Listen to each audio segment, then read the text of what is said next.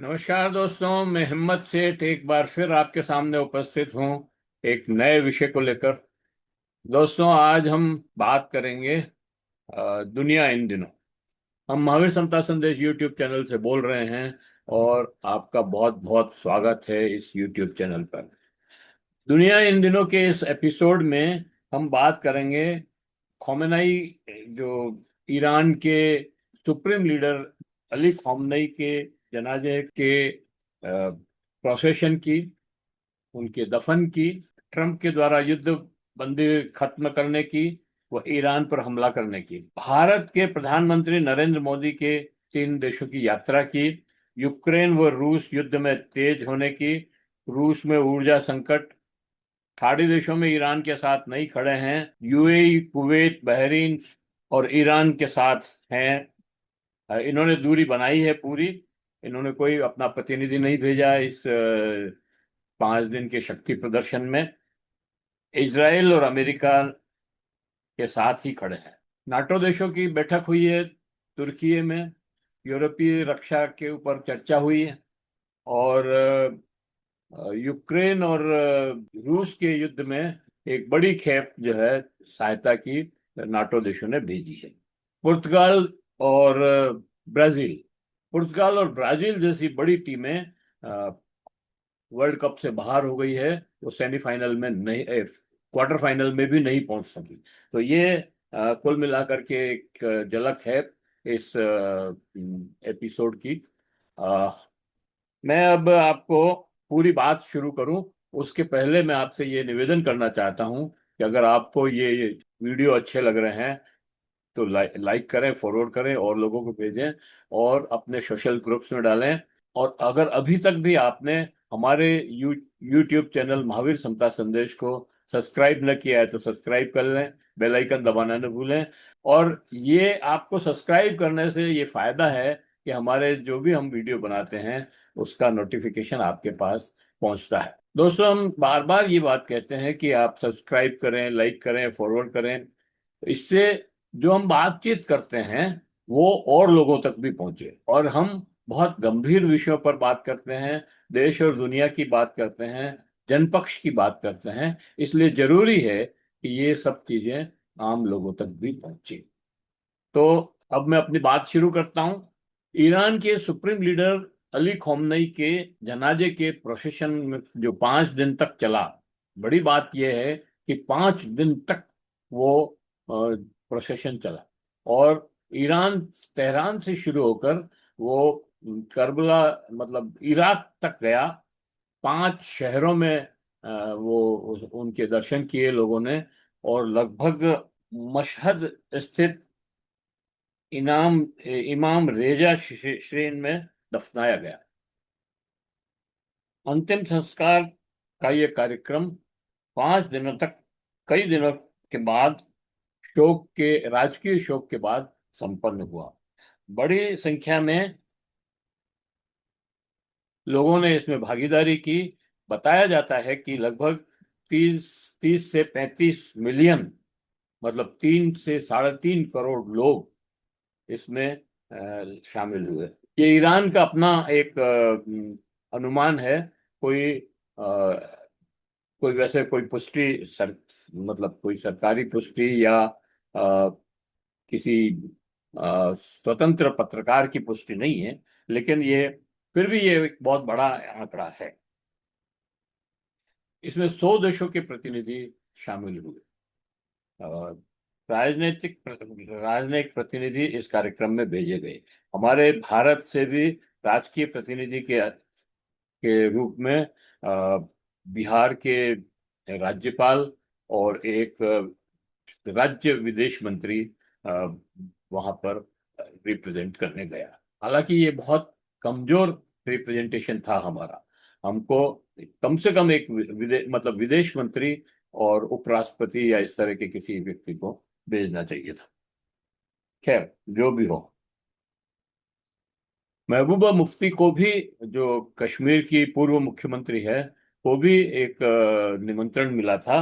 और पूर्व विदेश मंत्री कांग्रेस के नेता सलमान खुर्शीद को भी बुलावा आया था।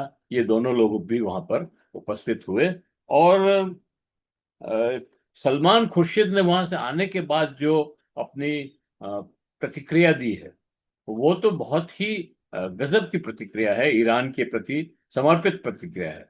उन्होंने कहा कि ईरान एक बहुत ही अनुशासित देश है, और वहां पे लोग जो है मतलब जब वीआईपीज को, कई देशों के जो वीआईपीज आए थे उनको जब दर्शन कराने ले जाते थे अली खamenei के जनाजे के, तब वहां सड़क से लोग अपने आप हट जाते थे। कोई पुलिस को या कोई ऐसा करना नहीं पड़ता था, मतलब अपने आप हट जाते थे। वो वहां पर अपना अ, दर्शन वर्शन करके जब लौटते थे, और रात भर वो कार्यक्रम चलता था। और उन्होंने कहा कि वहां पर लोगों से, मतलब व्यक्तियों, आदमी, मतलब पुरुषों से ज्यादा महिलाएं थी। और महिलाएं, बड़ी बात यह है कि महिलाएं सब कैमरा लिए हुए थी, फोटो खींच रही थी, और पुरुषों से ज्यादा फोटो खींच रही थी। तो ये एक बहुत आश्चर्यजनक और चौंकाने वाली बात है, क्योंकि ईरान में तो कहा जाता है महिलाओं को गुलाम बना के रखा जाता है, पाबंदियां बहुत है उनके ऊपर, ये हो, ये नहीं करने देते हैं, वो नहीं करने देते हैं। लेकिन हम पिछले दिन 4-5 महीनों में हमने देखा कि महिलाएं बहुत, ईरान की महिलाएं बहुत आगे है, पढ़ने में बहुत आगे है। लड़कियां पीएचडी कर रही है, और सेना में भी भर्ती हो रही है। तो ऐसे ईरान का जो है ये दर्शन अभी पहली बार ही हुआ। और ये प्रोसेशन जो है निकला अली खamenei साहब का, के जनाजे का, ये केवल अली खamenei साहब के जनाजे का प्रोसेशन नहीं था, बल्कि ये एक तरह का ईरान का शक्ति प्रदर्शन था। और उसने दिखा दिया कि 9 करोड़ में से 3.5 करोड़ लोग ईरान की सत्ता के साथ खड़े हैं, और उसमें मतलब सड़कों पर हैं, और अपने प्रिय नेता के शोक में हैं। उसने ये जो प्रदर्शन किया, उससे ये लोगों के सामने आया कि 47 साल के प्रतिबंधों के बाद भी ईरान इतना शक्तिशाली और इतना मजबूत देश है कि उसकी पकड़ इतनी जबरदस्त है। ईरान कमजोर नहीं है, हर क्षेत्र में तरक्की की है। मिसाइल्स और ड्रोन और ये तो अपना जगह है ही, लेकिन कॉलेज और शिक्षा शिक्षा में वर्ल्ड लेवल के वहां पर यूनिवर्सिटीज हैं और कॉलेजेस हैं, वर्ल्ड लेवल के। मतलब 100 अगर वर्ल्ड लेवल के छांटे हैं, तो उसमें ईरान के नंबर भी जरूर होंगे। तो ये एक बहुत बड़ी बात है। और वहां पर लड़कियों का प्रतिशत पढ़ने में ज्यादा है बनिस्बत की लड़कों की। खाड़ी के देशों में जॉर्डन, सऊदी अरब, ओमान और कतर ने जहां अपने प्रतिनिधि भेजे, वहीं यूएई, के कुवैत और बहरीन ने इस उत्सव से दूरी बनाई। अमेरिका और इजराइल को ईरान ने निमंत्रण न भेजकर दुश्मन घोषित किया। इधर अमेरिका ने जनाजे के जुलूस के बीच में युद्धबंदी खत्म कर ईरान पर 80 जगह हमले किए। ईरान चौकन्ना था। उसने पल भर की भी देर न करते हुए 85 जगह पर हमला किया। उसने इसराइल के सभी शहरों में मिसाइलों से और ड्रोन से हमले किए, और इसराइल के एयर डिफेंस सिस्टम नकारा साबित हुए। ईरान ने अमेरिका एयर बेस पर हमला करके तबाह कर दिए। 27 अमेरिकन बेसों पर हमला किया उसने, और उन सबको तबाह कर दिया। सऊदी अरब, कतर, कुवैत, यूएई में और दुबई की ऑयल रिफाइनरियों पे भी हमले किए, घातक हमले।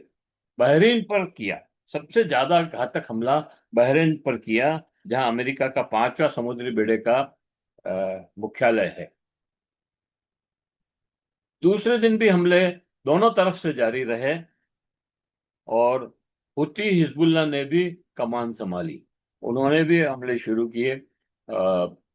हम हिजबुल्लाह ने दक्षिणी लेबनान के पास जो सीमा लगती है उत्तरी इजराइल की, वहां पर हमले किए। और हुती ने जहाजों पर हमले किए और उस रास्ते को रोक दिया जो लाल सागर को समुद्र सागर से, ये हिंद महासागर से जोड़ता है, अरब सागर से जोड़ता है। हॉर्मुज स्ट्रेट को वापस ईरान ने बंद कर दिया। और तुर्की में नाटो देशों का सम्मेलन हुआ, अभी समिट हुआ है। उसमें यूरोप की सुरक्षा पर चर्चा हुई।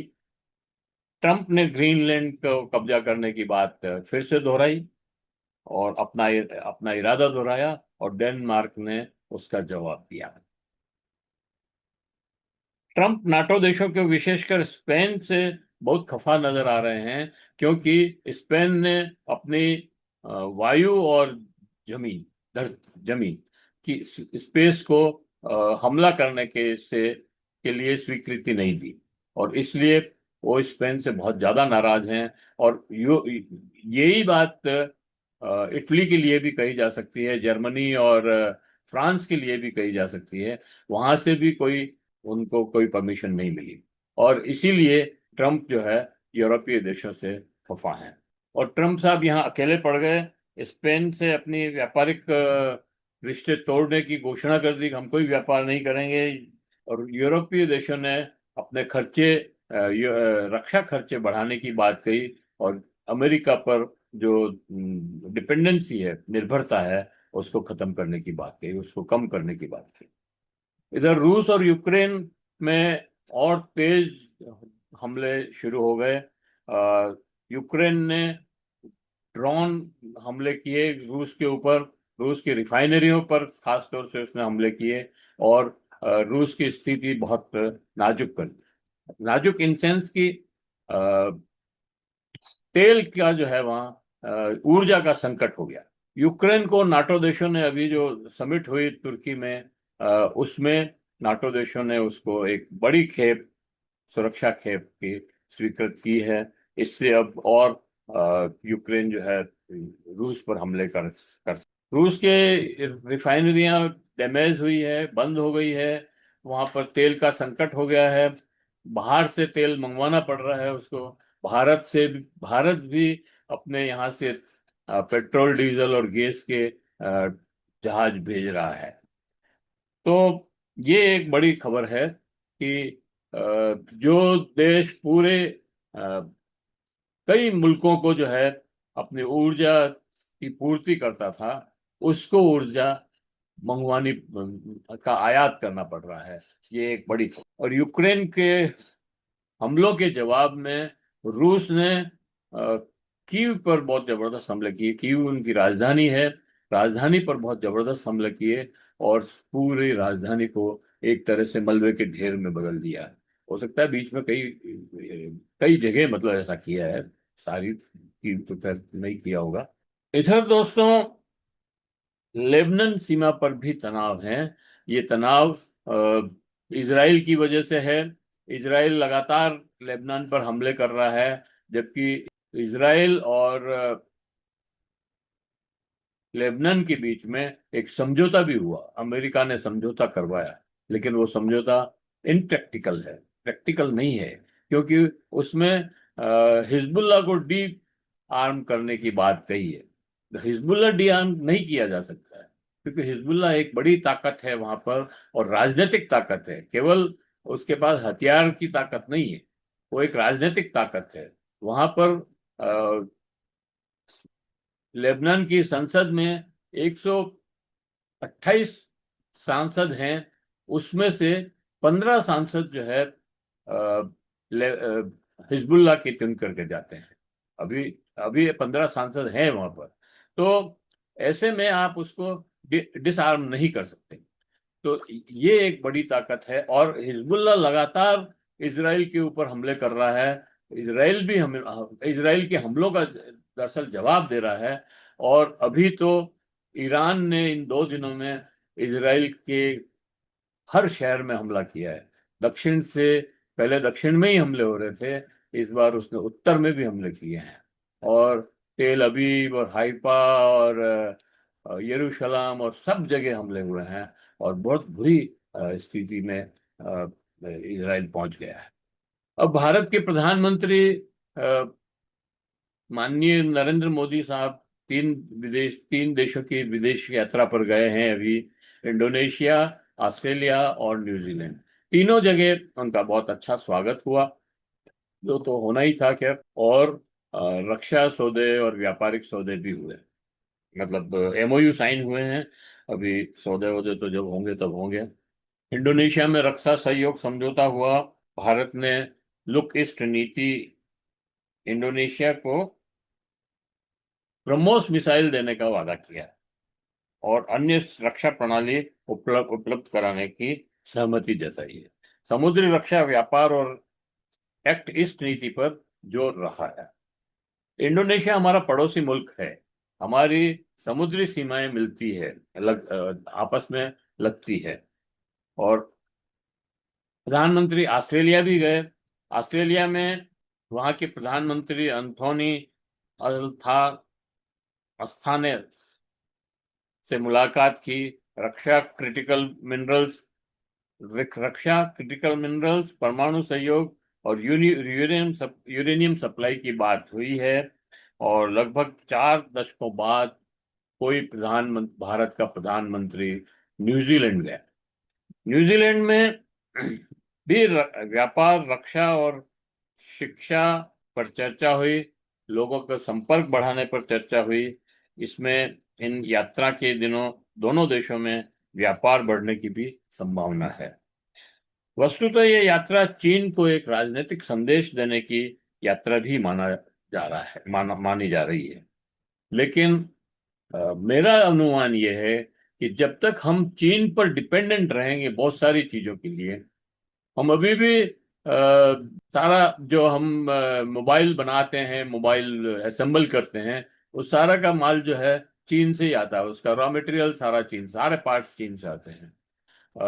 वहां से चिप चीन से आती है। और भी कई चीजें हैं जो चीन से आती है। और चीन हमारे यहाँ हर छोटी छोटी चीज में, यहाँ तक कि भगवान गणेश की मूर्तियां भी हम चीन से आयात करते हैं। ऐसे में हम चीन को कोई भी संदेश दें, हमारी चीन के सामने खड़े होने की ताकत तो अभी तक नहीं बनी है। जब तक हम आत्मनिर्भर नहीं हो जाते, चीन से सामान, चीन पर डिपेंडेंसी हमारी कम नहीं हो जाती, तब तक हम चीन को के सामने खड़े नहीं हो सकते। इसलिए हाँ, ये जरूर है कि ये जो शिथिल रिश्ते थे उनमें थोड़ी गर्माहट आएगी इस यात्रा से, ये निश्चित रूप से तय है। और कुछ व्यापार भी बढ़ेगा। लेकिन जहां तक चीन का सवाल है, वो कोई संदेश उनको मिलने वाला और उससे उनको कोई फर्क पड़ने वाला नहीं है। भारतीय मूल के लोगों की बड़ी संख्या में रहते हैं इन तीनों देशों में। उनमें संवाद भारत के सॉफ्ट पावर और द्विपक्षीय संबंधों से मजबूत करने का एक माध्यम भी है। यह यात्रा हिंद प्रशांत क्षेत्र की भारत की दीर्घकालिक रणनीति के आर्थिक सुरक्षा नीति के महत्वपूर्ण कदम के रूप में प्रचारित की जा रही है।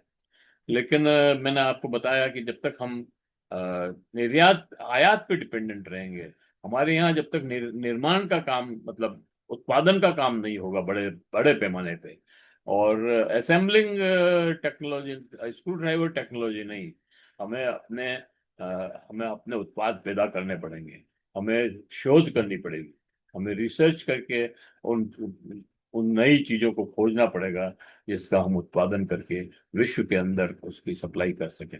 तब जा करके हम अ, चीन के सामने आंख मिलाने की हिम्मत कर सकेंगे।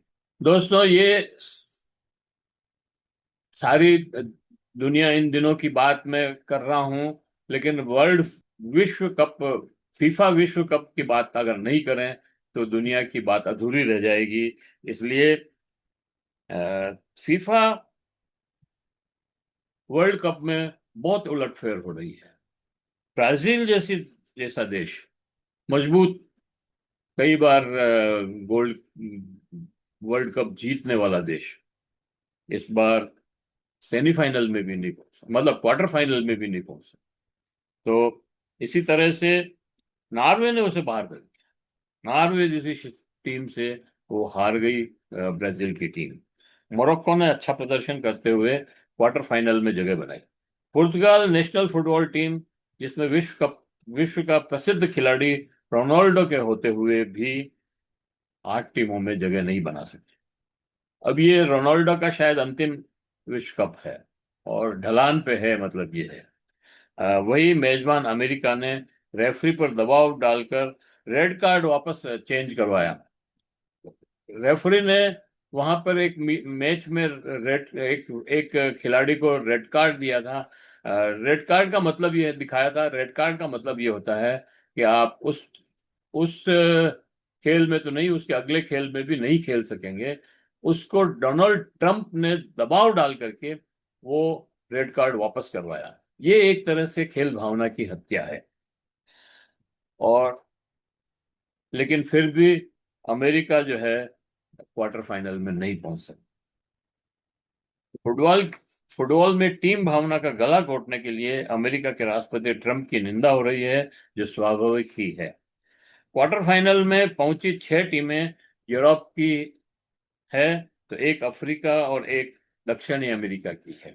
और इस तरह से यूरोप का इस वर्ल्ड कप में भी दबदबा है। मोरक्को का सफर क्वार्टर फाइनल तक ही था। कल वो फ्रांस ने उसे सेमीफाइनल में जाने से रोक दिया और उसे बाहर कर दिया।